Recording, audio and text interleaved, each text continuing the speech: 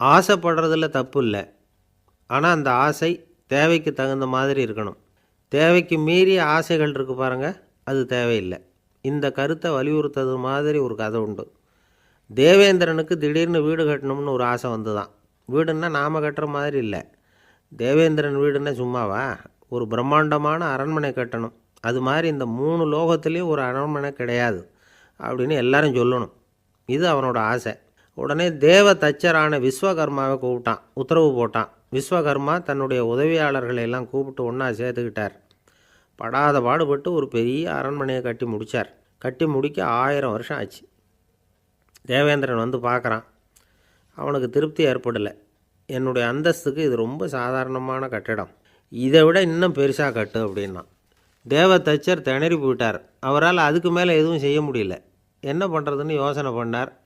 நேராக நாரதர் காலில் போய் விழுந்தார். நீங்கள் தான் என்னை இந்த பிரச்சனையிலேருந்து காப்பாற்றணும்னார். நாரதர் யோசனை பண்ணார். சரி, கவலைப்படாதேன்னார். நேராக இந்திரன்கிட்ட போனார். இந்திரன் வந்து நாரதரை பார்த்த உடனே வாங்கன்னு கூட்டிகிட்டு போய் அரண்மனையை காட்டினான். இது மாதிரி ஒரு அரண்மனையை நீங்கள் வேறு எங்கேயாவது பார்த்துருக்குறீங்களா அப்படின்னு ரொம்ப பெருமையாக கேட்டான். நான் பார்த்ததில்லை, ஆனால் என்னை விட வயசில் மூத்தவர் மகரிஷி லோமேசர், அவர் ஒரு வேளை பார்த்துருக்கிறாரோ என்னமோ அப்படின்னார். உடனே அவரை மனசில் நினச்சி தியானம் பண்ணினார். அடுத்த கணம் லோமேசர் அங்கே வந்தார். இடையில் ஒரு சின்ன துண்டு, கையில் ஒரு கமண்டலம், தலையில் ஒரு பாய், அவ்வளவுதான் அவர்கிட்ட இருந்தது. எதுக்காக தலையில் எந்த பாய் அப்படின்னு கேட்டான் இந்திரன். என்ன மாதிரி அற்ப ஆயுள் உள்ள ஒரு ஜீவன் தனியாக வீடு கட்டிக்கிட்டு திண்டாடணுமா?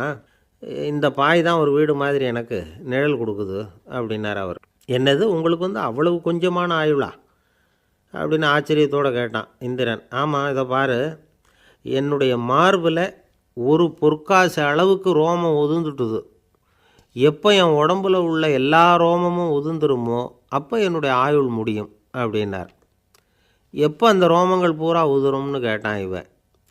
ஒரு பிரம்மா மறைஞ்சதும் ஒரு ரோமம் உதிரும். என் உடம்புல உள்ள ரோமங்களின் எண்ணிக்கை எவ்வளவோ அவ்வளவு பிரம்மாக்கள் தோன்றி அவங்க ஆயுள் முடியும் பொழுது என் உடம்புல உள்ள ரோமங்கள் பூரா உதிரும் அப்படின்னார். அப்படின்னா ஒரு பிரம்மாவோட ஆயுள் எவ்வளவு காலம்னு கேட்டான். ஒரு பிரம்மாவுக்கு 100 தேவ வருஷம். ஒவ்வொரு தேவ வருஷத்துக்கும் 365 தேவ நாள். ஒவ்வொரு தேவ நாள்லேயும் ஒன்றை மாதிரி 14 இந்திரர்கள் தோன்றி மறைகிறாங்க அப்படின்னு மகரிஷி லோமேசர் சொல்கிறார். இதை கேட்டதும் இந்திரன் ஆடி போயிட்டான். அவ்வளவு ஆயுள் உள்ள இவரே அற்ப ஆயுள்னு சொல்கிறார். நான் என்னுடைய ஆயுளை பெருசாக நினச்சிக்கிட்டு பிரம்மாண்டமான அரண்மனை கட்டணும்னு ஆசைப்படுறேனே அப்படின்னு நினச்சான். எனக்கு வீடு கட்டின வரைக்கும் போதும்னு விட்டான். அதனால் நாமெல்லாம் நம்முடைய தேவைக்கு தகுந்த மாதிரி ஆசைப்படுறது தான் நியாயம். ஆனால் அப்படியே நடந்துக்கிறோம். மனுஷன் வந்து கடவுளையே ஏமாற்றி காசு வாங்கிறதுக்குள்ள ஆசைப்படுறான். ஒருத்தன் கடவுளை நினச்சி தவம் இருந்தான். கடவுள் நேரில் வந்தார். தேவலோகத்தில் ரூபாய்க்கெல்லாம் என்ன மதிப்புன்னு கேட்டான். அங்கெல்லாம் ரூபாய்ங்கிறது உங்கள் பணத்தில் 1 கோடி ரூபாய்க்கு சமம். அதாவது தேவலோகத்தில் 1 ரூபான்னா இங்கே 1 கோடி ரூபா. அது மாதிரி எங்களுக்கு ஒரு நாளுங்கிறது உங்கள் கணக்கில் 1 கோடி வருஷத்துக்கு சமம் அப்படின்னார் கடவுள். அப்படின்னா எனக்கு நீங்கள் அதிகமாக எதுவும் தர வேணாம், உங்கள் கணக்குப்படி ஒரே 1 ரூபா கொடுங்க, அது போதும்னா இவன் ரொம்ப சாமர்த்தியமாக. கடவுள் யோசனை பண்ணார். அது ஒன்றும் கஷ்டம் இல்லை, 1 ரூபா தானே கேட்குற, கொடுத்துட்றேன். ஆனால் இப்போ வரும்பொழுது நான் எடுத்துக்கிட்டு வரல, எங்கள் கணக்குப்படியே 1 நாள் பொறுத்துக்க பணத்தோடு வந்துடுறேன் அப்படின்னு சொல்லிவிட்டு பறந்து போயிட்டார். ஒரு நாள் ஒரு தகப்பனார் தன்னுடைய பிள்ளையை அழைச்சிக்கிட்டு வந்தார். சார், இவன் சரியாக படிக்க மாட்டேங்கிறான், பெரியவங்களை மதிக்க மாட்டேங்கிறான், நீங்கள் கொஞ்ச நாள் இவனுக்கு குருவாக இருந்து நல்ல விஷயங்களை சொல்லி கொடுத்தா தேவையில்லைன்னார். பெரியவங்களையும் மதிக்காதவன் எப்படி என்ன மதிக்க போகிறான் அப்படிங்கிறது நமக்கு யோசனை வரும் இல்லையா? வேணாங்க, என்னை விட்டுருங்க அப்படின்னோம். அவர் விட மாட்டேன்னு விட்டார். இல்லைன்னா அவரே சிஷ்யன் ஆகிடுவார் போல் இருந்தது. சரி, வேறு வழி இல்லாமல் அந்த பையனையே என்னுடைய சீடனை ஏற்றுக்கிட்டு உபதேசமெல்லாம் பண்ண ஆரம்பித்தோம். அதாவது குரு பக்தின்னா அது எப்படி இருக்கணுங்கிறத பற்றி சொல்லி கொடுத்தோம் அவனுக்கு. சதமகர் அப்படின்னு ஒரு குரு இருந்தார். அவருக்கு ஒரு சீடன். அவன் பேர் துளசி சைதன்யன். நைஷ்டிக பிரம்மச்சாரி. தன்னுடைய குருவுக்கு எந்த நேரத்தில் எது தேவைங்கிறத புரிஞ்சுக்கிட்டு சேவை செய்கிறவன். ஆனால் இவனை பற்றி மற்ற சீடர்களுக்கு பொறாமை வந்துட்டுது. இவன் மட்டும் இப்படி இருக்கானேன்னு உடனே குருக்கிட்ட போய் கோல் மூட்டினாங்க. அவன் சரியில்லை, அவன் நடந்துக்கிறது சரியில்லை, அப்படி இப்படின்னு எதையாவது சொல்லி. இருந்தாலும் இதையெல்லாம் அந்த குரு நம்பலை. அவருக்கு தெரியும் யார் யார் எப்படின்னு. துளசி சைதன்யன் பெருமையை மற்ற சீடர்களுக்கு உணர்த்தணும் அப்படின்னு நினச்சார். அதுக்கு ஒரு வழி பண்ணார். ஒரு நாள் சீடர்களை எல்லாம் கூப்பிட்டுக்கிட்டு ஒரு காட்டு வழியாக போய்கிட்டு இருந்தார். அங்கே ஒரு பெரிய மலை அருவி கொட்டிக்கிட்டு இருந்தது. குரு சீடர்கள் பக்கம் திரும்பினார். இந்த மலையின் மேலே இருந்து அந்த படுபாதாளத்தில் குதிக்கிறதுக்கு உங்களில் யார் தயார் அப்படின்னு கேட்டார். ஒரு சீடனும் வாயை திறக்கலை, ஒதுங்கி நின்றுக்கிட்டாங்க. பின்னாடி மூட்டை முடிச்சோடு வந்துக்கிட்டு இருந்தான் துளசி சைதன்யன். அவனை பார்த்தார். தப்பாருப்பா, நீ மேலே இருந்து அந்த அருவியில் குதி அப்படின்னார். அப்படியே செய்கிறேன் சுவாமின்னா ஓடி போய் பொத்துன்னு குதிச்சுட்டான். அடுத்த கணமே குருநாதர் தன்னுடைய யோக சக்தியால் பறந்து போய் அவன் கீழே விழுந்துடாமல் தாங்கி பிடிச்சி கொண்டுக்கிட்டு வந்துட்டார். மற்ற சீடர்களுக்கெல்லாம் ஒரு மாதிரி ஆயிட்டுது. அடுத்தபடியாக என்ன பண்ணலாம்னு யோசித்தாங்க இவனை மாட்டி விடுறதுக்கு. ஒரு நாள் வெத்தலை அடிக்கிற ஒரு சின்ன உரலையும் உலக்கையையும் எடுத்து ஒளிய வச்சுட்டாங்க. சதமகர் சன்னியாசி இல்லை, அவர் வெத்தலை போடுவார். பல்லு சரியில்லை, அதனால் இடித்து தான் வெத்தலையை போடணும். திடீர்னு வெத்தலை பாக்கு கேட்டார். வழக்கமாக உரலில் இடித்து தர்றது தான் துளசியின் பழக்கம். உரலை தேடினா கிடைக்கல, என்ன பண்ணுறது? குரு கேட்டுவிட்டாரே, குரு சேவை தானே முக்கியம். என்ன பண்ணால் வெத்தலை பாக்க தன்னுடைய வாயில் போட்டு முன்னும் அதை எடுத்து அவர்கிட்ட கொடுத்துட்டான். குரு எதையோ படிச்சுக்கிட்டே அதை வாங்கி வாயில் போட்டுக்கிட்டார். துளசி இன்றைக்கி தாம்பூலம் நல்லா இடிக்கப்பட்டிருக்கு, ருசியாக வேறு இருக்குது, அதை இடித்த பாத்திரத்தை என் கண்ணால் பார்க்கணும்னு ஆசையாக இருக்குன்னு விட்டார். அதை மட்டும் அனுப்பி போய் நீ வர வேண்டான்னு வேற சொல்லிவிட்டார். இதை கேட்டதும் துளசி தவிச்சு போயிட்டான். இவன் போகாமல் எப்படி வாயை மட்டும் அனுப்பி வைக்க முடியும்? இவன் தவிக்கிறத பார்த்ததும் மற்ற சீடர்களுக்கெல்லாம் மனசுக்குள்ளே ரொம்ப சந்தோஷம். துளசி கொஞ்சமும் யோசிக்கலை, வாழை எடுத்தான், தன்னுடைய தலையவே அப்படியே அறுத்து வெட்டி எடுத்தான். இன்னொரு சீடங்கிட்ட கொடுத்துட்டான், எடுத்துகிட்டு போன்னு சொல்லி கொண்டுகிட்டு போய் குரு முன்னாடி வைக்கிறாங்க. அந்த தலையில் வாய் திறந்துருக்கு, வெத்தலை போட்டு முன்னு இருந்தது, தெரிஞ்சு போச்சு, சிவப்பாக இருந்தது. அவனுடைய குரு பக்தியை இப்போ எல்லாரும் ஒத்துக்கிட்டாங்க. அதுக்கப்புறம் குரு சதமகர் தன்னுடைய அற்புத திறமையினால் அந்த தலையை மறுபடியும் ஒட்ட வச்சுட்டார். துளசிக்கு உயிர் வந்துட்டுது. இப்படி ஒரு பெரிய கதை உண்டு. அதாவது துளசி சைதன்யன் அவனுடைய குரு பக்தி எப்படி அப்படின்னு கேட்டோம். ரொம்ப அபாரம் அப்படின்னு அந்த பையன் அடக்கமாக, சும்மா விளையாட்டுக்காக தான் அப்படி அவங்ககிட்ட கேட்டோம். ஏன்பா உன்னுடைய குரு பக்தியை என்கிட்ட காட்டுறதுக்கு உன்னோட கழுத்தை நீயே அறுக்கணும்னு நான் சொன்னால் அதை நீ செய்வியா அப்படின்னு கேட்டோம். என்னுடைய கழுத்தை நானே அறுக்க வேண்டிய அவசியம் இல்லை சார் அப்படின்னா அவன். ஏண்டான்னு, அதே காரியத்தை தான் இனிமேல் நீங்கள் தினமும் செய்ய போகிறீங்களே சார் அப்படிங்கிறான். ஒருத்தர் ரொம்பவும் மகிழ்ச்சியாக வந்துக்கிட்டு இருந்தார். என்ன விஷயம்னு விசாரித்தேன். நான் தோற்று போயிட்டேன், அதுதான் மனசுக்கு மகிழ்ச்சியாக இருக்குது அப்படின்னார். எனக்கு இது ரொம்ப ஆச்சரியமாக போச்சு. இந்த உலகத்தில் தோற்று போகிறவங்க யாரும் மகிழ்ச்சியாக இருக்கிறதில்ல. அப்படி இருக்கிறப்ப இவர் இப்படி சொல்கிறாரே, எங்கே தோற்று போனீங்கன்னு கேட்டேன். அதுக்கப்புறம் தான் அவர் விவரமாக சொன்னார். என்னோட 5 வயசு குழந்தையோடு நான் விளையாடிக்கிட்டு இருந்தேன். அந்த விளையாட்டில் என் குழந்தை ஜெயிச்சு விட்டுது, நான் தோற்று போயிட்டேன் அப்படின்னார் ரொம்ப உற்சாகமாக. நான் யோசித்து பார்த்தேன். அதாவது நாம் சின்ன குழந்தையாக இருக்கிறப்போ எந்த விளையாட்டில் கலந்துக்கிட்டாலும் அதில் நாம் தான் ஜெயிக்கணும்னு ஒரு வெறி நமக்குள்ளே இருக்கும். நம்மளை எதிர்த்து விளையாடுறவர் நல்லவரா கெட்டவரா, பெரியவரா சின்னவரா அப்படிங்கிறதெல்லாம் முக்கியம் கிடையாது. அவர் தோற்று போகணும், நாம் ஜெயிக்கணும், அதுதான் முக்கியம். எதிரியை சந்தோஷப்படுத்த விளையாடுகிற கலை அப்போ நமக்கு தெரியறதில்ல. வாழ்க்கையில் ஒரு பக்குவம் வந்ததுக்கு அப்புறம் வெற்றி பெறணுங்கிற மன அழுத்தம் போயிடுது. போட்டியில் ஜெயிக்கணுங்கிறத விட குழந்தையை சந்தோஷப்படுத்தணுங்கிறது முக்கியமாக போச்சு. ஜெயிக்கணுங்கிற வெறி ஓடி போட்டுது. ஒரு குழந்தையாக இருந்தப்போ நம்ம வளர்ச்சிக்கு உதவிய வெறி பெரியவனானதுக்கு பிறகு நமக்கு எதிரியாக மாறுது. அதை சரியான சமயத்தில் நாம் புரிஞ்சுக்கிட்டோம்னா போதும், நாம் பொழைச்சிக்கலாம். ஒவ்வொரு மனுஷனுமே வாழ்க்கையோட அடுத்த கட்ட வளர்ச்சியில் அடி எடுத்து வைக்கிற நேரத்தில் தன்கிட்ட இருந்து ஏதோ ஒரு குணத்தை அல்லது தன் குணம் இருந்த ஏதோ ஒரு உறவை நாம் இழக்கத்தான் வேண்டியிருக்குது. ஒரு கட்டம் வரைக்கும் உதவியாக இருந்த குணம் அடுத்த கட்டத்துக்கு தடையாக கூட மாறிடலாம். இந்த பரிமாண மாற்றத்துக்கு உள்ளாகிற ஒவ்வொருத்தரும் பிரத்யட்சமாக இதை உணர்றாங்க. ஆனால் பல பேர் எப்படின்னா பழசை திறந்துவிட்டு புதிய கொள்கைகளை உருவாக்கிக்கிறதுக்கு இஷ்டம் இல்லாமல் இருந்துடுறாங்க, அல்லது அப்படி செய்ய முடியாமல் தவிக்கிறாங்க. இதையெல்லாம் மீறி அந்த பழசை திறந்துட்டா அதை இழந்ததால் உண்டாகிற மன அழுத்தம் சில காலத்துக்கு வருத்திக்கிட்டு தான் இருக்கும், வேறு வழி இல்லை. ஆரோக்கியமான ஒரு முன்னேற்றத்துக்காக அந்த மன அழுத்தத்தை தாங்கிக்கத்தான் வேணும் அப்படிங்கிறாரு அந்த உலக புகழ்பெற்ற மேதை ஒருத்தர், இந்த ஸ்காட் பெக் அப்படிங்கிறவர்.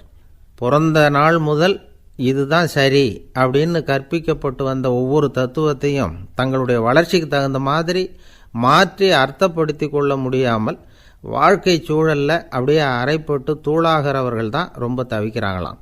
இதுதான் அவருடைய கருத்து. பெரும்பாலும் மனிதர்களுடைய நடுத்தர வயசில், அதாவது 30 தாண்டுகிற சமயத்தில் தான் இந்த தவிப்பு உண்டாகுதான். இதை தான் மேற்கத்திய நாடுகளில் அடிக்கடி மிட் லைஃப் கிரைசிஸ் அப்படின்னு சொல்கிறாங்க. அப்பப்போ பழசையெல்லாம் தொலைச்சி விட்டு புதுசாக பிறக்கிறதுக்கு கற்றுக்கணும். ஒவ்வொரு நிமிஷத்தையும் அந்த நிமிஷத்துக்கு ஏற்ற சித்தாந்தம் கொண்டவர்களாக சந்திப்போம் அப்படிங்கிறார் அந்த உளவியல் நிபுணர். இப்படி பழகிக்கிட்டால் வாழ்க்கை இன்பமயம், இல்லைன்னா தவிப்பு மயம்தான். பழசை தொலைக்க முடியாதவர்களில் எத்தனையோ பேர் உண்டு, எத்தனையோ ரகம் உண்டு. அதில் வேடிக்கையான நண்பர்களும் உண்டு. ஒருத்தர் நண்பர் வீட்டுக்கு போனார். அவர் ஏதோ இனிப்பு பலகாரம் கொடுத்து சாப்பிட சொல்லியிருக்கிறாங்க அவங்க வீட்டில். இவர் சாப்பிட்டு பார்த்துட்டு சொன்னாராம், சார் 6 மாதத்துக்கு முன்னாடி ஒரு தடவை இங்கே வந்தேன், அப்போது ஒரு இனிப்பு பலகாரம் கொடுத்தீங்க, அது இதை விட நல்லா இருந்தது சார் அப்படின்னாராம். அப்போ செஞ்ச அதே இனிப்பு பலகாரம் தான் சார் இதுவும் அப்படின்னாராம் அவர். இயேசுநாதர்கிட்ட ஒருத்தர் கேட்டாராம், இயேசுவே என்னை எவ்வளவு நேசிக்கிறீர்கள் அப்படின்னு.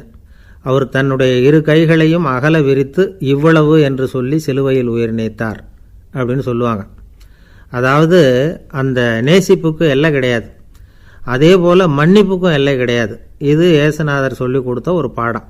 இயேசுனுடைய சீடர்களில் ஒருத்தன் பீட்டர், அவன் ஒரு நாள் இயேசுநாதர்கிட்ட கேட்டிருக்கான், இயேசுவே நான் என்னுடைய தம்பிக்கிட்ட அடிக்கடி சண்டை போட்டுக்கிட்டு இருக்கிறேன், என்னுடைய சகோதரன் கூட, அவனை நான் எத்தனை தடவை மன்னிக்கிறது?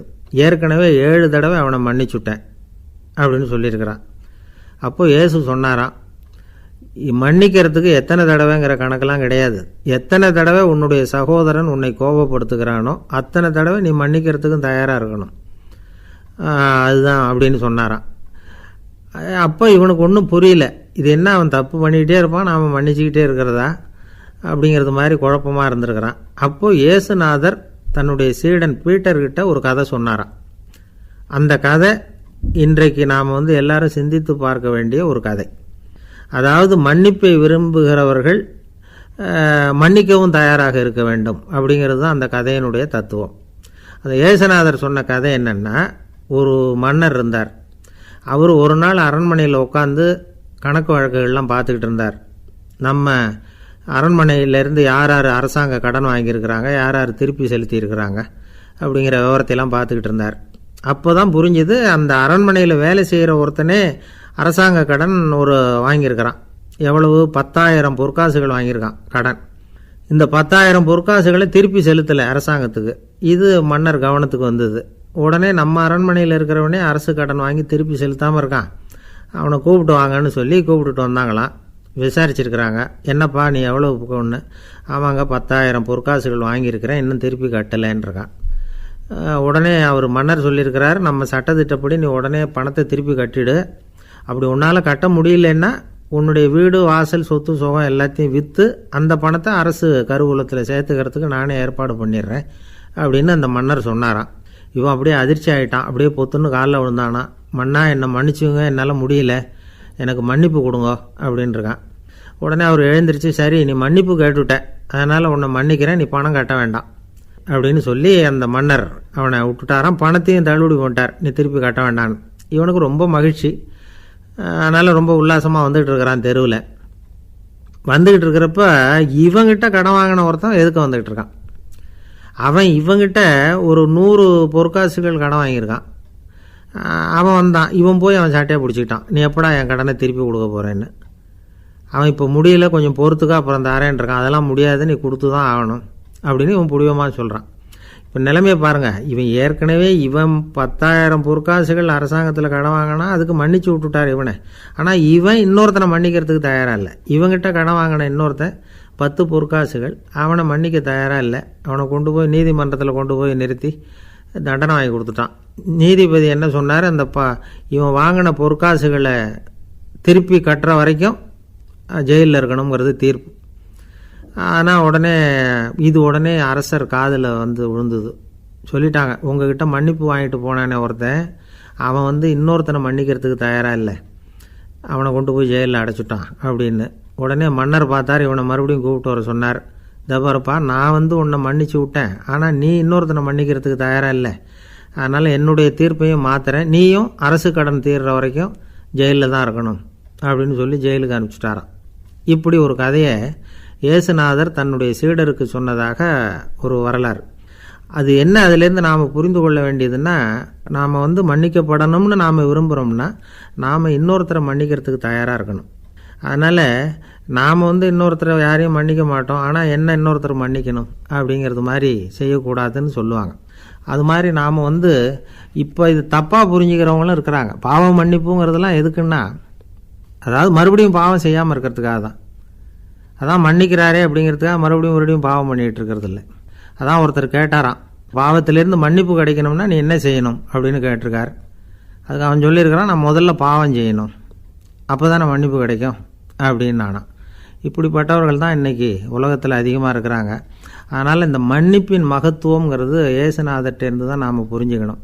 அந்த இயேசு சொன்ன அந்த மன்னிக்கிற மனோபாவம் இருந்தால் இன்றைக்கி உலகம் பூராவும் அமைதி பூங்காவாக இருக்கும். அதில் ஒன்றும் ஆச்சரியமே இல்லை, அதில் ஒன்றும் சந்தேகமும் இல்லை. அதனால் மன்னிக்கிற மனோபாவத்தை நாம் எல்லாரும் நமக்குள்ளே வளர்த்து கொள்ள வேண்டும் அப்படிங்கிறது தான் நாம் இன்றைக்கு எல்லோரும் சிந்தித்து பார்க்க வேண்டிய ஒரு செய்தி.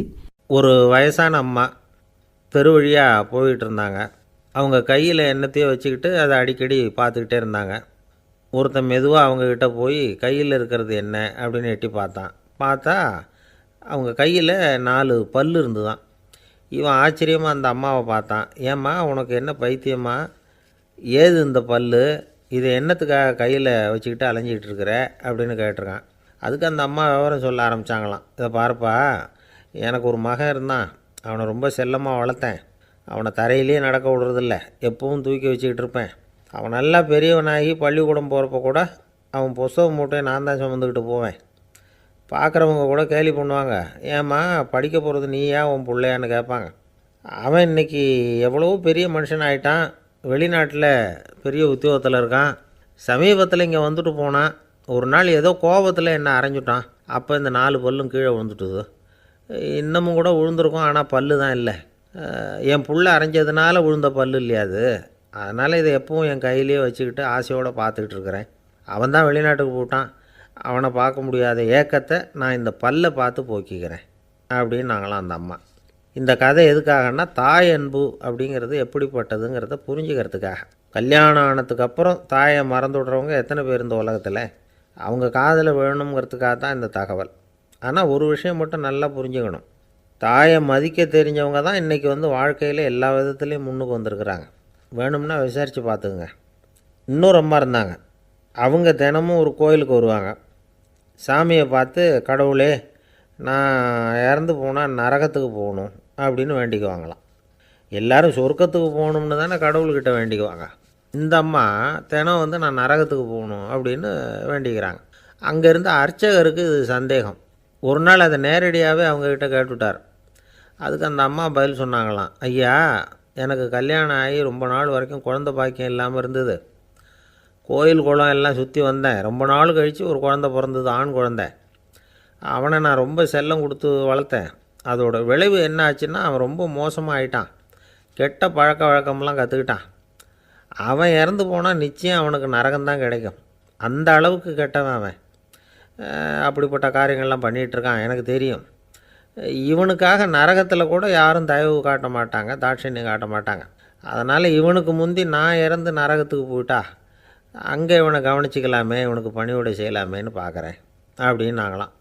அதனால தான் நான் நரகத்துக்கு போகணும்னு தினம் ஆண்டவனை வேண்டிகிட்டு இருக்கிறேன் அப்படின்னு கண்கலங்கி அந்த அம்மா சொன்னாங்களாம். அதுதான் தாய் உள்ளம்ங்கிறது. தாயின் பெருமையை சரியாக உணர்ந்துட்டா அவங்களுக்கு எப்பவும் எந்த கஷ்டமும் வராது. இது ஏதோ உபதேசத்துக்காக சொல்கிற வார்த்தை இல்லை, உண்மையான வார்த்தை. இந்த விவரத்தையெல்லாம் நண்பர் ஒருத்தர்கிட்ட சொல்லிக்கிட்டு இருந்தேன். அவர் கொஞ்ச நாள் கழித்து என்னை தேடி வந்தார். அவர் கையிலேயும் 4 பல் வச்சுருந்தார். என்னங்க ஆச்சு, ஏதுங்க அந்த பல் அப்படின்னு விசாரித்தோம். உங்கள் உபதேசத்தை கேட்டுவிட்டு இந்த உலகத்தில் எல்லாரையும் தாயாக நினைக்க ஆரம்பிச்சிட்டேன். ஒரு அம்மாவை கடத்தெருவில் பார்த்து தாயேன்னு கூப்பிட்டேன். அவங்க உடனே பலார்னு என்னை அரைஞ்சிட்டாங்க, பல் விழுந்துட்டுது. அதை தான் பொறுக்கி எடுத்துக்கிட்டு நேராக உங்களை தேடி வந்துக்கிட்டு இருக்கிறேன்னார். தாயேன்னு தானே கூப்பிட்டீங்க, அதுக்கு ஏன் அரைஞ்சாங்க அப்படின்னு கேட்டோம். நான் தாயேன்னு கூப்பிட்டது அவங்க காதில் நாயேன்னு விழுந்துட்டு தான். அதுதான் அப்படி ஆயிட்டுது அப்படின்னார். ஊருக்கு வெளியில் அமைதியான ஒரு இடம், அங்கே ஒரு ஆசிரமம், அங்கே ஒரு சாமியார். அவர் தினமும் நல்ல போதனைகள்லாம் செய்வார். பல பேர் போய் அங்கேயே சில நாள் தங்கி இருந்து அவர் சொல்கிற அறிவுரைகளை எல்லாம் கேட்டுக்கிட்டு வர்றது வழக்கம். ஒரு தடவை அவரை பார்த்துட்டு போகிறதுக்காக 3 வெளியூர் தம்பதிகள் வந்தாங்களாம். அந்த மடத்திலேயே சாப்பிட்டுக்கிட்டு தங்கி இருந்து அவங்களுடைய போதனைகளை கேட்டுக்கிட்டு போகணுங்கிறது அவங்க நோக்கம். காலையில் குளிச்சுட்டு பூஜையில் உட்காந்தார் அந்த சுவாமி. இவங்களும் குளிச்சுட்டு அந்த பூஜையை பார்க்கறதுக்காக அவர் முன்னாடி வந்து உட்காந்தாங்க. பூஜை ஆரம்பமாச்சு. சம்பிரதாயப்படி அது ரொம்ப நேரம் நடந்துக்கிட்டே இருக்குது. இவங்களுக்கு நல்ல பசி இருந்தாலும் இந்த நேரத்தில் அதை எப்படி வெளியில் காட்டிக்கிறது? பேசாமல் இருந்தாங்க. அந்த சுவாமி பூஜையை முடித்தார். அதுக்கப்புறம் பேச ஆரம்பித்தார். பேச்சு அருமையாக தான் இருந்தது, அமிர்தமாக தான் இருந்தது. இருந்தாலும் இவங்களுக்கு இருக்கிற வயிற்று பசி அது சரியாக கவனிக்க விடலை. அந்த சுவாமியே இதை கவனித்ததா தெரியல. இவங்களுக்கு மனசுக்குள்ளே ஒரு எண்ணம், உள்ளே சாப்பாடு தயாராகிட்டு இருக்கும் போல இருக்குது, இந்த பேச்சு முடிஞ்சது நம்மளை உள்ளே அழைச்சிட்டு போய் சாப்பாடு போடுவாங்கன்னு நினைக்கிறோம் அப்படின்னு இவங்களாம் நினச்சிக்கிட்டாங்க. ஆனால் சுவாமி இதை பற்றி எதுவுமே பேசலை, கண்டுக்கலை. ஒரு அம்மாவால் அதுக்கு மேலே சும்மா இருக்க முடியுமா? முடியல. சாப்பாட்டை கவனிக்கலாமா அப்படின்னு சொல்லி மெதுவாக ஆரம்பித்தாங்க. கவனிக்கலாமே அப்படின்னு உள்ளே அழைச்சிட்டு போனார் சுவாமி. இவங்க ரொம்ப அவசரமாக எழுந்திரிச்சு உள்ளே ஓடினாங்க. அங்கே ஒரு மேஜை மேலே ஒரு கிண்ணம் மூடி இருந்தது. இதுதான் சாப்பாட்டு மேஜை போல இருக்குது, இங்கே சாப்பாடு வந்துடும் அப்படின்னு நினச்சாங்க. உடனே போய் சுற்றி உக்காந்துக்கிட்டாங்க. சுவாமி அந்த கிண்ணத்தை எடுத்து அந்த அம்மா கிட்ட கொடுத்தார். அவங்க அதை வாங்கி மூடியை திறந்து பார்க்குறாங்க. உள்ளே ஒரு சாவி இருக்குது. சரிதான், இது சமையலறை சாவி போல் இருக்குது, அங்கே போய் அதை திறந்து சாப்பாட்டை நாமே எடுத்துக்கிட்டு வந்து இங்கே வச்சுக்கிட்டு சாப்பிட்ணும் போல இருக்குது அப்படின்னு நினச்சாங்க. சாவி இருக்கு இல்லையா, வாங்க பூட்டு நிறையா காட்டுறேன் அப்படின்னு சுவாமி அவங்கள அழைச்சிட்டு போனார், காட்டினார். இவங்க அந்த அறையை ரொம்ப ஆவலோடு திறந்தாங்க. உள்ளே பார்த்தா அங்கே அரிசி, பருப்பு, விதவிதமான காய்கறி எல்லாம் இருக்குது. சமையலுக்கு வேண்டிய மிளகாய், எண்ணெய், பால், தயிர், நெய் இப்படி எல்லாமே இருக்குது. அடுப்பு, விறகு, நெருப்பு போட்டி அது கூட அங்கே இருக்குது. சாப்பாடு தயாராக இருக்கும்னு நினச்சிக்கிட்டு போனால் இப்படி இருக்குதே அப்படின்னு சொல்லி அதை பார்த்ததும் ரொம்ப சோர்ந்து போட்டாங்க அவங்க. சுவாமி, என்ன இது சாப்பாடு இல்லையா அப்படின்னாங்க. அதுதான் சாப்பாட்டுக்கு வேண்டிய எல்லாம் இங்கே இருக்குதே, அடுப்பு மூட்டி நீங்கள் தான் அவங்கவுங்க ருசிக்கு தகுந்த மாதிரி சமைச்சிக்கணும். இந்த சன்னியாசிக்கு எப்படி சமைக்க தெரியும் அப்படின்னு கேட்டார் சுவாமி. சாப்பாடு தயாராக இருக்கும்னு நாங்கள் எதிர்பார்த்தோம் அப்படின்னாங்க. நீங்கள் இப்படி சொல்லுவீங்கன்னு நானும் எதிர்பார்த்தேன். இது வரைக்கும் நான் எவ்வளவோ தத்துவம்லாம் எடுத்து சொன்னேன். எல்லாத்தையும் விட இதுதான் அனுபவபூர்வமான தத்துவம். ஆண்டவன் நமக்கு நல்ல மனசை கொடுத்துருக்குறான், நல்ல வாய்ப்புகளையும் தந்திருக்கிறான், அதையெல்லாம் பயன்படுத்திக்கக்கூடிய மூளையையும் சிந்தனையையும் கொடுத்துருக்குறான். அதனால் அடுப்பை தான் நீங்கள் மூட்டணும், அடுப்பை நீங்கள் தான் மூட்டணும், உங்களுக்கு உகந்ததை நீங்கள் தான் சமைச்சு ருசித்து அனுபவிக்கணும். ஆண்டவனே அதை செஞ்சிகிட்டு இருக்க மாட்டான் அப்படின்னாராம் அந்த சுவாமி. நம்முடைய வாழ்க்கையில் பல நல்ல பலன்களை பெறுறதுக்கு நாம் தான் முயற்சி பண்ணணும். அதுக்குரிய சூழ்நிலையை தான் ஆண்டவன் கொடுப்பானே தவிர அதை விளக்கிறதுக்காக தான் அந்த சுவாமி அப்படி செஞ்சு காட்டியிருக்கிறார். இது ஒரு பெரியவர் இப்படி ஒரு விளக்கம் கொடுத்தார். அதுக்கப்புறம் அந்த 3 தம்பதிகளும் தெளிவடைஞ்சுட்டாங்களாம். நாம் தெளிவடைகிறது எப்போங்கிறது தான் தெரியல அப்படின்னு பல பேர் இதை கேட்டுட்டு சொல்லிகிட்டு இருக்கிறாங்க. இந்த கதையை நம்முடைய நண்பர் ஒருத்தர்கிட்ட சொன்னேன். அந்த நண்பர் ரொம்ப சந்தோஷப்பட்டார். நீங்கள் சொல்கிறது கரெக்டு சார், ஆனால் நான் அதை விட ஒரு படி மேலே சார். எனக்கெல்லாம் அரிசி, பருப்பு இருக்கிற ரூம் எதுன்னு கையை காட்டிட்டா போதும், உடனே கிண்ணத்துலேருந்து சாவியை எடுத்து கொடுக்கணுங்கிற அவசியம்லாம் இல்லை எனக்கு. அப்புறம் எப்படி ரூமை திறந்துருவீங்க அப்படின்னு கேட்டேன். பூட்டை உடச்சி திறந்துருவேன், அதுதான் எனக்கு பழக்கம் அப்படிங்கிறார். ஐயா, என்னுடைய நூல் வெளியீட்டு விழாவுக்கு அவசியம் நீங்கள் வரணும் அப்படின்னு கூப்பிட்டார் ஒருத்தர். எப்போ வரணும்னு கேட்டேன். அடுத்த வாரம்னார். சரி, புத்தகம் தயாராகிட்டுதா அப்படின்னேன். நாளைக்கு தான் அச்சிக்க கொடுக்க போகிறேன்னார். என்னங்க இது, புத்தகம் அச்சிடுறதுக்கு முன்னாடியே அழைப்புதழை அச்சடிச்சு விட்டீங்களே அப்படின்னு கேட்டேன். அதனால் என்னங்க, அந்த காலம் மாதிரி அப்போல்லாம் அச்சுக்கலை எவ்வளவோ முன்னேறியாச்சுங்க. Linotype, monotype, phototype, laser இப்படி என்னென்னமோ வந்தாச்சு. இன்றைக்கி கொடுத்தா நாளைக்கே புத்தகம் தயார் அப்படின்னார். இப்படி இந்த அளவுக்கு முன்னேறி இருக்கிற இந்த அச்சுக்கலை ஆரம்பத்தில் எப்படி இருந்தது தெரியுமா? அந்த காலத்தில் காகிதம்னா என்னென்னே தெரியாது, அப்படி ஒன்று கண்டுபிடிக்கப்படவே இல்லை. அப்போல்லாம் எதையாவது ஒன்று எழுதணும்னா அதுக்கு ஆட்டு தோலை தான் பயன்படுத்தி இருக்கிறாங்க. கண்ணுக்குட்டி தோல் கூட அதுக்கு உபயோகப்பட்டு தான். ஐரோப்பாவில் இருந்த பாதிரியார்கள் தோலில் எழுதப்பட்ட புத்தகத்தை தயாரிக்கிறதுல ரொம்ப கெட்டிக்காரங்களாம். எகிப்து, அப்புறம் மத்திய தரைக்கடல் ஓரத்தில் உள்ள நாடுகள், இங்கெல்லாம் தோல் தான் எழுதுபொருளாக பயன்பட்டு வந்திருக்குது. ஆனால் நம்ம நாட்டில் ஓலைச்சுவடிகளை எழுத்துக்கு பயன்படுத்தியிருக்கிறாங்க. எழுதுறதுக்கு தோலை பயன்படுத்தினவங்க பிறகு பேப்பரைஸ் அப்படிங்கிற கோரை புல்லை வந்து அதுக்கு பயன்படுத்தினாங்களாம். இதெல்லாம் அப்படி கொஞ்சம் கொஞ்சமாக கண்டுபிடிச்சிட்டு வந்திருக்கிறாங்க. அந்த புல்லை வந்து கச்சிதமாக நறுக்க வேண்டியது, நல்லா பதப்படுத்த வேண்டியது, அதுக்கப்புறம் அதில் எழுத வேண்டியது, அவ்வளவுதான். பேப்பருங்கிற சொல்லே இந்த பேப்பைரஸ் அப்படிங்கிறதுலேருந்து வந்தது தான். அதுக்கப்புறம் தான் காகிதம் வந்தது. இதை முதல்ல சீன நாட்டில் தான் கண்டுபிடிச்சாங்க. அது வந்த பிறகு அச்சு எந்திரம் கண்டுபிடிக்க வேண்டிய அவசியம் ஏற்பட்டது. அதை கண்டுபிடிச்சவர் ஜெர்மானிய அறிவியல் அறிஞர் ஜான் கூட்டன்பர்க். அச்சு கலைக்கு அடித்தளம் அமைச்சவர் அவர் தான். ஜெர்மனியில் மெயின்ஸ் அப்படிங்கிற ஊரில் 1399 பிறந்தார். அவரோட மாமன் ஒருத்தர் உலோக வேலையில் வல்லவர். அவர்கிட்ட இந்த வேலையை கற்றுக்கிட்டார். அதோட வைர கற்களை வந்து பட்டை தீட்டுறதுலேயும் ரொம்ப தேர்ச்சி பெற்றிருந்தார். இளம் வயசுலேயே சும்மா இருக்க மாட்டாராம். எதை செஞ்சாலும் அதை திறமையாக செய்வாராம். அவர் தான் முதல்ல மர அச்சு எழுத்துக்களை உருவாக்கினார். அது மேலே மை தடவி பிரதிகள் எடுத்தார். அதுக்கப்புறம் உலோக எழுத்துக்கள், முதல்ல காரியம், அப்புறம் இரும்பு, அப்புறம் கலப்பு உலோகம், பிறகு அச்சடிக்கிறதுக்கு எந்திரம் ஒன்றையும் உருவாக்கினார். முதல்ல பைபிள் அச்சடித்தார். 1468 அவர் இறந்து போனார். 16ஆம் நூற்றாண்டில் மேலை நாடுகளிலிருந்து மர எழுத்துக்களை கொண்டுகிட்டு வந்து தமிழ்நாட்டில் கிறிஸ்தவ நூல்களை அச்சிட்டாங்க. அப்போல்லாம் வந்து அச்சகங்கள் வந்து போதிய அளவுக்கு இங்கே இல்லை. அதுக்கு என்ன காரணம்னா, இந்தியர்கள் வந்து அச்சகங்களை நடத்தக்கூடாது அப்படின்னு சட்டம். 1835 வரைக்கும் அந்த சட்டம் வந்து நடைமுறையில் இருந்தது. இந்த நிலைமையில் அங்கேயும் இங்கேயுமா 1-2 அச்சகங்கள் ஆரம்பமாச்சு. 1713 தரங்கம்பாடியில் லூத்தரன் மிஷன் அச்சகம், அதே ஆண்டில் சென்னையில் எஸ்பிசிகே அச்சகம். இது ரெண்டும் தான் இந்தியாவில் முதல்ல தொடங்கப்பட்ட அச்சகங்கள். ஆட்டுத்தோல்லையும் ஓலைச்சுவடியிலையும் எழுதப்பட்ட எழுத்துக்கள் இன்றைக்கி எங்கேயோ போயிடுது. ஆனால் நம்ம ஊரில் எழுத்தாளர்கள் நிலைமை தான் ஒன்றும் சொல்லிக்கிறது மாதிரி இல்லை. நம்ம ஆள் ஒருத்தர் சொன்னார், சார், நான் சொந்தத்தில் ஒரு அச்சாபீஸ் வச்சுருந்தேன், இப்போவும் வச்சுருக்கிறேன். அதனால் என்னுடைய படைப்புகளை புத்தகமாக வெளியிடுறதில் எனக்கு ஒன்றும் கஷ்டம் இல்லை. வருஷத்துக்கு ஒரு புத்தகம் எழுதி வெளியிட்டுருவேன். 15 வருஷமாக இலக்கிய உலகத்துக்கு இப்படி சேவை செஞ்சுக்கிட்டு வர்றேன். ஆனால் இந்த வருஷம்தான் வாசகர்கள் வந்து எனக்கு பாராட்டு விழா நடத்தியிருக்கிறாங்க அப்படின்னார். இந்த வருஷம் அப்படி என்ன விசேஷம் அப்படின்னு கேட்டோம்.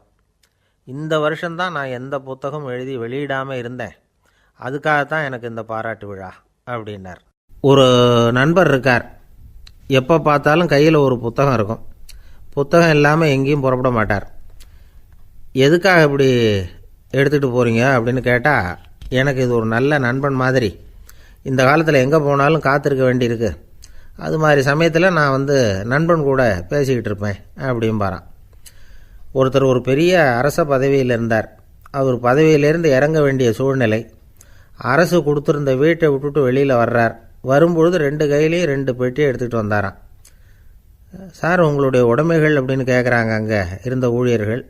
இவர் தன்னுடைய கையில் இருக்கிற பெட்டியை காட்டி, இதுதான் என்னுடைய சொத்து அப்படின்னாராம். ஒரு பெட்டியில் அவருடைய உடைகள், இன்னொரு பெட்டியில் அவர் விரும்பி படிக்கிற புத்தகங்கள். அவ்வளவுதான். இதுதான் இருந்துதான். புத்தகம் படிக்கிறது வந்து மனசுக்கு நல்லதுங்கிறது நமக்கு தெரியும். புத்தக வாசிப்பு வந்து உடம்புக்கும் நல்லதுங்கிறாங்க. அது நமக்கு ஆச்சரியமாக தான் இருக்குது. ஒரு நபர் ஒரு வருஷத்தில் சராசரியாக 2000 பக்கங்களை படிச்சிருக்கணுமா, யுனெஸ்கோ பரிந்துரை. ஆனால் நம்ம நாட்டில் நாம் சராசரியாக படிக்கிறது 32 பக்கங்கள். அவ்வளவுதான்.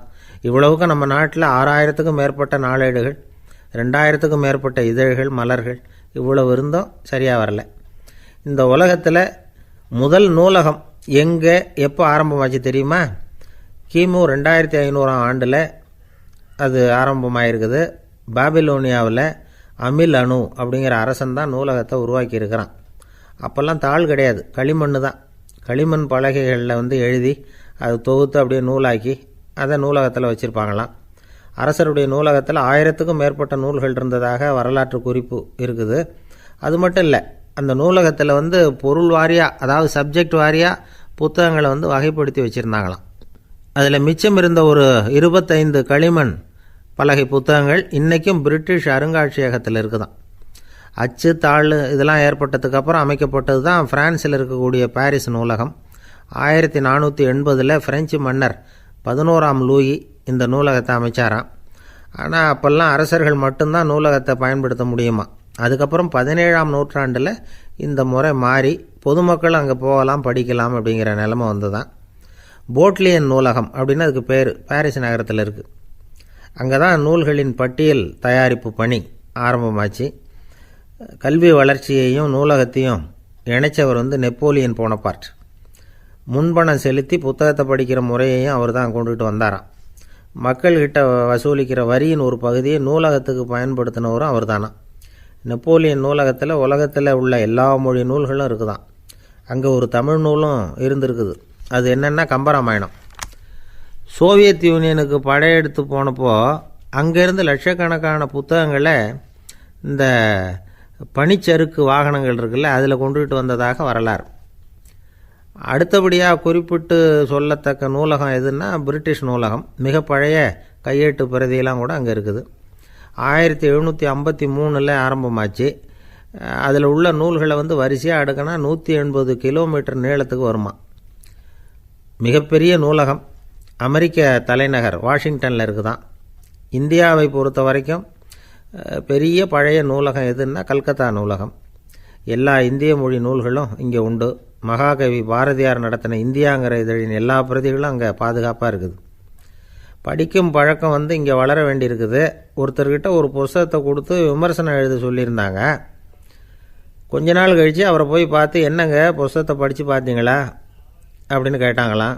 இதுக்கு அவர் சொல்லியிருக்கிறார், இன்னும் நான் படித்து பார்க்கலிங்க, இப்போ தானே விமர்சனமே எழுதி முடிச்சிருக்கிறேன், இனிமே தான் படிக்கணும் அப்படின்னாராம். ஒருத்தர் அவசரமாக போய்கிட்டு இருந்தார். எங்கே போய்கிட்டு இருக்கீங்க அப்படின்னு கேட்டார் ஒரு பெரியவர்.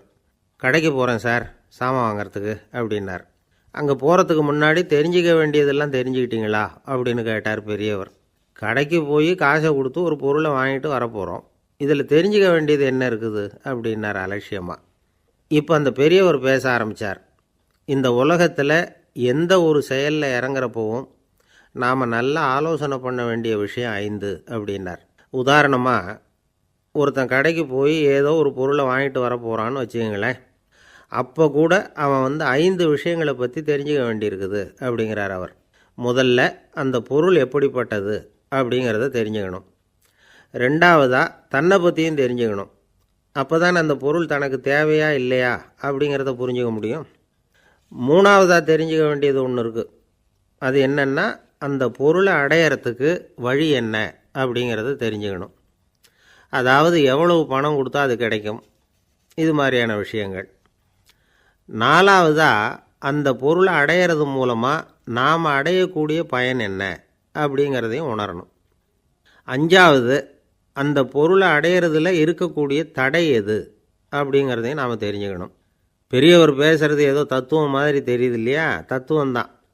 அதாவது இப்படி உலகியல் வாழ்க்கையில் சின்ன சின்ன விஷயங்கள்லேயே நாம் 5 விஷயங்களை தெரிஞ்சுக்க வேண்டியிருக்குது. அது ரொம்ப அவசியமாக இருக்குது. பேரின்ப நிலைன்னு சொல்கிறாங்கள்ல, அது மாதிரி பெரிய சமாச்சாரங்கள்லேயும் இந்த 5 விஷயங்களை நாம் தெரிஞ்சுக்க வேண்டியிருக்குது. அதுக்கு பேர் என்னன்னா அர்த்த பஞ்சகம். வைணவ சமயத்தில் அர்த்த பஞ்சகம்ங்கிறது ரொம்ப பெரிய விஷயம். கடைக்கு போகிறது மாதிரி கடவுளை பார்க்க போகிறப்பவும் நாம் 5 விஷயங்களை தெரிஞ்சுக்கணுமா. முதல்ல பரம்பொருள் அப்படிங்கிறது என்ன, அதோட தன்மைகள் என்ன, இதை தெரிஞ்சுக்கணும்.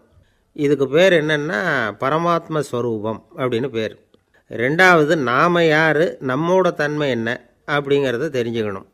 நான் யாருன்னு எனக்கே தெரியலங்கிறப்போ இதை நான் சொல்கிறேன்னு இது என்னுடையதுன்னு சொல்கிறது தப்பு தானே. அப்புறம் மூணாவது விஷயம், பரம்பொருளை நாம் அடையிறதுக்கு வழி எது, இதை தெரிஞ்சுக்கணும். இது உபாய ஸ்வரூபம் அப்படின்னு பேர். நாலாவது விஷயம், நாம் அடைய வேண்டிய பயன்கள் என்ன அப்படிங்கிறத தெரிஞ்சுக்கிறது. இதுக்கு புருஷார்த்தம் அப்படின்னு பேர். அஞ்சாவது, அந்த பயனை அடைய விடாமல் தடுக்கிற தடைகள் யாவை அப்படிங்கிறத தெரிஞ்சுக்கிறது. இது விரோதி ஸ்வரூபம். இதைத்தான் தடையியல் அப்படின்னு சொல்கிறாங்க.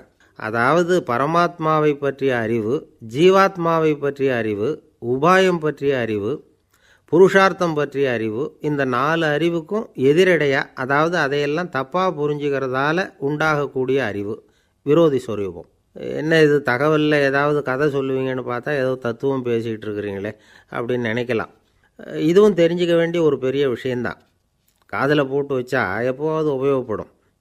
என்னுடைய நண்பர் ஒருத்தர் ஒரு நாள் என்கிட்ட சொன்னார், சார் அடுத்த மாதம் தஞ்சாவூரில் ஒரு கல்யாணம், போகிறதா வேண்டாமா அப்படின்னு ஒரே குழப்பமாக இருக்குது அப்படின்னார். நான் உடனே இந்த அர்த்த பஞ்சக உபதேசம் பண்ண ஆரம்பித்தேன். அவர் எல்லாத்தையும் பொறுமையாக கேட்டுவிட்டு, சரி சார் நான் போகிறதுன்னு முடிவு பண்ணிவிட்டேன்னார். எப்படி இந்த முடிவுக்கு வந்தீங்க அப்படின்னு கேட்டேன். அவர் சொன்னார், சார் அந்த 2வது பாயிண்ட் ஒன்று சொன்னீங்களே, அதை புரிஞ்சுக்கிட்டதுக்கு அப்புறம்தான் இந்த முடிவுக்கு வந்தேன் அப்படின்னார். என்ன 2வது பாயிண்ட்டுன்னு? அதாவது தன்னை பற்றி புரிஞ்சுக்கணும் அப்படின்னு சொன்னீங்க. உடனே என்னை பற்றி புரிஞ்சுக்கிட்டேன், நான் யாருங்கிறது எனக்கு தெரிஞ்சுது, உடனே போகிறது தான் நல்லதுன்னு முடிவு பண்ணிவிட்டேன்னார். நீங்கள் யாருன்னு கேட்டேன். நான் தான் சார் அந்த கல்யாணத்தில் தாலி கட்ட வேண்டிய மாப்பிள்ளை அப்படின்னார். அந்த காலத்தில் அண்ணாமலை ரெட்டியார்னு ஒருத்தர் இருந்தார். அவர் வெங்கனூர் அப்படிங்கிற கிராமத்தில் இருந்தார். அங்கேருந்து விருத்தாசலம் கோவிலுக்கு தவறாமல் போயிட்டு வந்துக்கிட்டு இருந்தார். இடையில் வெள்ளாறு, அதில் ஒரு சமயம் வெள்ளம் வந்துட்டுது. இவரால் போக முடியல. அதோட விளைவு வெங்கனூர்லேயே ஒரு கோவில் கட்டணும் அப்படின்னு முடிவு பண்ணார், சிவாலயம். அந்த சமயத்தில் வடநாட்டில் பஞ்சம். அதனால் அங்கே இருந்த பல சிற்பிகள் தென்னாட்டை நோக்கி வர ஆரம்பித்தாங்க. அவங்க வெங்கனூர் வழியாக வர்றது தெரிஞ்சதும் இவர் போய் பார்த்தார். இங்கே ஒரு கோவில் கட்டணும், அதுக்கு நீங்கள் உதவணும்னார். பஞ்ச காலத்தில் இப்படி ஒரு வாய்ப்பு கிடைச்சதில் அவங்களுக்கும் ரொம்ப மகிழ்ச்சி. உற்சாகத்தோடு ஒத்துக்கிட்டாங்க. ஆலய திருப்பணி ஆரம்பமாச்சு. அவங்களுக்கு வேண்டிய எல்லா வசதிகளையும் இவர் செஞ்சு கொடுத்தார். அவங்களுக்கு எந்த குறையும் இல்லாமல் பார்த்துக்கிட்டார். அது மட்டும் இல்லை, ஒவ்வொரு நாளும் அங்கே வருவார். உங்களுக்கு என்ன வேணும் எது வேணும்னு கேட்பார். ஏதாவது குறை இருந்தால் சொல்லுவாங்க, உடனே தீர்த்து வைப்பார். இவரும் கேட்பார், எந்த குறையாக இருந்தாலும் என்கிட்ட சொல்லுங்க அப்படின்னு சொல்லுவார். அதை தவிர இவராகவே கவனித்தும் அவங்களுக்கு என்னென்ன தேவைங்கிறத கண்டுபிடிச்சி அதையெல்லாம் கொடுத்துக்கிட்டு இருப்பார். என்ன தேவைன்னாலும் அதை நிறைவேற்றி வச்சுருவார். அந்த சிற்பிகளின் தலைவன் ஒருத்தன், அந்த ஆளுக்கு வெத்தலை பாக்கு போடுறது பழக்கம். இதை தெரிஞ்சுக்கிட்டு அதுக்காகவே ஒரு ஆளை ஏற்பாடு பண்ணார். வேணுங்கிறப்போலாம் நீ வெத்தலை சிவல் மடித்து கொடுக்க வேண்டியது உன் வேலை அப்படின்னு ஒருத்தனை ஏற்பாடு பண்ணிட்டார். இப்படியெல்லாம் செஞ்சதும் அவங்களுக்கும் ரொம்ப உற்சாகம். ரொம்ப பொறுப்பாக சிற்ப வேலைகளை செஞ்சுக்கிட்டு இருக்கிறாங்க. ஒரு நாள் என்னாச்சு தெரியுமா? அந்த சிற்பிகளின் தலைவன் ரொம்ப நுணுக்கமாக ஒரு வேலையை செஞ்சுக்கிட்டு இருக்கிறான். சாரம் போட்டு அது மேலே படுத்துக்கிட்டு அண்ணாந்து பார்த்து உச்சியில் நுணுக்கமான சிற்பங்களை உருவாக்கிக்கிட்டு இருக்கான். சிற்பியின் கவனம் செதறப்படாதுங்கிறதுனால இவர் மெதுவாக சத்தம் போடாமல் கிட்ட போய் நின்று அதை கவனிச்சிக்கிட்டு இருக்கிறார். அந்த சிற்பி வழக்கம் போல் வெத்தலை பாக்குக்காக இடது கையை கீழே நீட்டினான். அந்த சமயம் பார்த்து அவருக்கு தாம்பூலம் கொடுக்குறவன் அங்கே இல்லை, எங்கேயோ போயிருக்கிறான். அண்ணாமலை ரெட்டியார் என்ன பண்ணார் தெரியுமா? தனக்காக கொடுக்கப்பட்ட தாம்பூலத்தை வாங்கி சிற்பியின் கையில் கொடுக்குறார். அவன் வாங்கி போட்டுக்கிட்டான். இது என்ன இன்னைக்கு வெத்தலை சீவல் வேறு மாதிரி இருக்குது, வாசனை தாம்பூலமாக இருக்குது அப்படின்னு யோசனை பண்ணிவிட்டு கீழே திரும்பி பார்க்குறார். பார்த்தா ரெட்டியார் மறுபடியும் சிற்பி கை நீட்டும் பொழுது கொடுக்கறதுக்காக தாம்பூலத்தை மடித்து வாங்கி வச்சுக்கிட்டு தயாராக நிற்கிறார். சிற்பிக்கு அதிர்ச்சி. உடனே பொத்துன்னு கீழே குதிச்சான். ஐயா என்ன இது நீங்களா அப்படின்னா. இவர் சொன்னார், நான் ஒன்றும் தப்பு பண்ணலையே, உன்னுடைய கை புண்ணியம் செஞ்ச கை, கோயில் கட்டுற கை, அந்த கைக்கு தாம்பூலம் கொடுக்கறதுல என்ன தப்பு அப்படின்னாராம். ஏற்கனவே பஞ்சத்தில் அடிபட்டு வந்த எங்களை நீங்கள் ஆதரித்ததே பெரிய விஷயம். இந்த செயல் என்னை ஒரு பெரிய கடனாளி ஆக்கிவிட்டுது. ஐயா எங்களுக்கு உணவு உடை இதை மட்டும் நீங்கள் கொடுத்தா போதும், ஊதியம்னு எதுவும் வாங்க மாட்டோம் அப்படின்னு நானும். அந்த சிற்பி எவ்வளவோ வற்புறுத்தியும் எதுவும் வாங்கிக்கலையாம். இந்த செய்தியை தமிழ் தாத்தா டாக்டர் ஊவேசா சொல்லியிருக்கிறார். அந்த காலத்தில் எப்படிப்பட்டவங்கள்லாம் வாழ்ந்துருக்கிறாங்க பாருங்கள். இந்த காலத்தில் ஒருத்தர் கோவில் கட்டினார், வேலை செய்கிற எல்லாருக்கும் சாப்பாடு போடுவார். சிற்ப வேலை செஞ்சுட்டு சாப்பிட வர்ற ஒவ்வொருத்தர் கையையும் அன்பாக பிடிச்சி முத்தம் கொடுத்து உள்ளே அனுப்புவார். அந்த கைகளுக்கு நீங்கள் கொடுக்குற மரியாதையாது அப்படின்னு கேட்டாங்க. அது இல்லைங்க, ஏற்கனவே முதல் பந்தியில் சாப்பிட வந்தவன் மறுபடியும் வர்றானான்னு கண்டுபிடிக்கிறதுக்காக கையை பிடிச்சி மோந்து பார்க்குறேன் அப்படின்னாராம் அவர். பிரம்மத்தை அறிந்தவன் பிரம்மமாகிறான் அப்படின்னு ஒரு பெரியவர் பேசினார் ஒரு கோவிலில். தைத்திரிய உபனிஷத்து அப்படி சொல்லுதான். இதை கேட்கும்பொழுது நமக்கு ஒரு சந்தேகம் வரும். அது எப்படி? பிரம்மத்தை அறிந்தவன் பிரம்மமாகிறான்னா, சிங்கத்தை அறிந்தவன் சிங்கமாகிறானா, தோசையை அறிந்தவன் தோசை ஆகிறானா? இப்படிப்பட்ட சந்தேகம் நமக்கு வர்றதில் ஒன்றும் ஆச்சரியம் இல்லை. இது இயற்கை. இதுக்கும் அந்த பெரியவரே பதில் சொல்கிறார். சிங்கம் வேற, நாம் வேற. அதனால் சிங்கத்தை அறிந்தவன் சிங்கமாக மாட்டான். ஆனால் பிரம்மம் வேறு, நாம் வேறு இல்லை. அதனால் பிரம்மத்தை அறிந்தவன் பிரம்மமாகறான் அப்படிங்கிறது அவரோட விளக்கம். மனிதன் அவன்தான் தான் பிரம்மங்கிறது தெரியாதனால தான் அதை வேறு எங்கேயோ தேடிகிட்டு இருக்கிறான். கடைசியில் அது தான் தாங்கிறது புரிஞ்சுக்கிற பொழுது அவன் பிரம்மம் ஆகிடுறான். இதை விளக்கிறதுக்கு ஒரு உபநிஷத்து கதையே இருக்குது. நமக்கு தெரிஞ்ச கதை தான், ஆனால் அதை வேறு விதமான அர்த்தத்தில் விளையாட்டாக சொல்லிகிட்டு இருக்கிறோம். ஒரு சமயம் ஒரு 10 நண்பர்கள் ஒரு காட்டு வழியாக போய்கிட்டு இருக்கிறாங்க. குறுக்க ஒரு நதி, அதை கடந்து அடுத்த பக்கம் போகணும். எல்லோரும் ஒரு வழியாக கடந்து அடுத்த கரைக்கு போய் சேர்ந்துட்டாங்க. அங்கே போய் சேர்ந்ததுக்கப்புறம் எல்லோரும் பத்திரமா வந்து சேர்ந்துட்டோமா அப்படின்னு தெரிஞ்சுக்கிறதுக்காக எண்ணி பார்க்குறான் அந்த கூட்டத்து தலைவன். அவங்க மொத்தம் 10 பேர். ஆனால் இவன் எண்ணி பார்க்குறப்போ 9 தான் வருது. ஏன்னா அவன் தன்னை விட்டுவிட்டான். எதிரில் நிற்கிறவங்கள மட்டுமே எண்ணுறான். ஐயோ 10வது ஆள் எங்கேங்கிறான், பதறான். சரி நீ இரு, நான் எண்ணி பார்க்குறேன்னு சொல்லிவிட்டு இன்னொருத்தன் வந்து எண்ணுறான். அவனும் தன்னை விட்டுட்டு எண்ணுறான். 9 தான் வருது. எல்லோரும் கொய்யோ முறையோன்னு கத்த ஆரம்பிச்சிட்டாங்க. அந்த சமயத்தில் ஒரு பெரியவர் அந்த பக்கமாக வர்றார். என்ன விஷயம்னு விசாரிக்கிறார். 10வது ஆளை 6 அடிச்சுட்டு போட்டுது அப்படின்னு சொல்லி இவங்க அழறாங்க. சரி அழாதீங்க அப்படின்னு சொல்லி அந்த தலைவனை பார்த்து இப்படி வாங்குறார். வர்றான். இப்போ எனக்கு முன்னாடி ஒரு தரம் எண்ணு பார்க்கலாம்ங்கிறார்.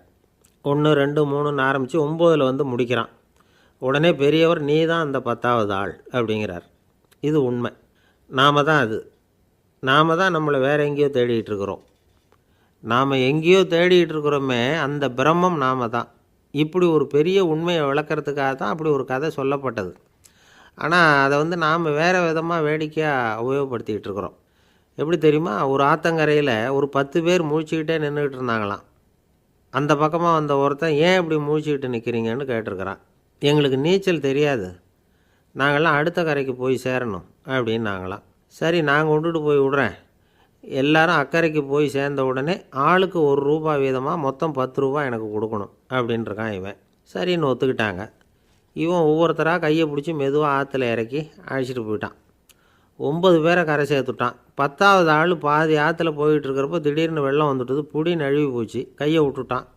வெள்ளம் அடிச்சிட்டு போட்டுது. அழைச்சிட்டு வந்தவன் நீச்சல் அடித்து தட்டு தடுமாறி கரைக்கு வந்து சேர்ந்துட்டான். கரையில் இருந்தவங்களுக்கு இந்த விஷயம் தெரியாது. இருந்தாலும் இவன் உடம்பு பூரா நனைஞ்சி கொஞ்சம் அதிகமாக மூச்சு வாங்க நின்றுக்கிட்டு இருந்தானா, ஏங்க ஏன் இப்படி மூச்சு வாங்குது, என்ன விஷயம் அப்படின்னு கேட்டாங்களாம். அதுக்கு இவன் கொஞ்சமாக அலட்டிக்காமல் சொன்னானான், வேறு ஒன்றும் இல்லை, நீங்கள் கொடுக்க வேண்டிய ₹10ல் ₹1 குறைஞ்சி போச்சு அவ்வளவுதான் அப்படின்னானான்.